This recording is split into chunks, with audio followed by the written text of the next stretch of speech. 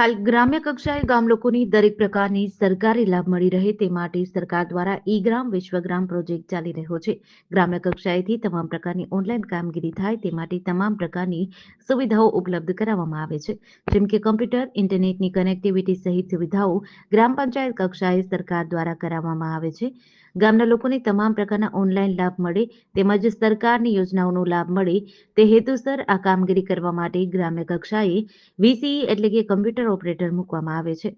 આ computer operator દ્વારા ગ્રામ્ય કક્ષાએથી જ લોકોને અલગ-અલગ ઓનલાઈન સુવિધાઓ ઉપલબ્ધ થઈ શકે, જેમ કે વૃદ્ધ પેન્શન યોજના, પીએમ કિસાન યોજના, 7-12-8 રેશન કાર્ડ, આવકના દાખલા સહિતની તમામ સુવિધાઓ લોકોને મળી શકે.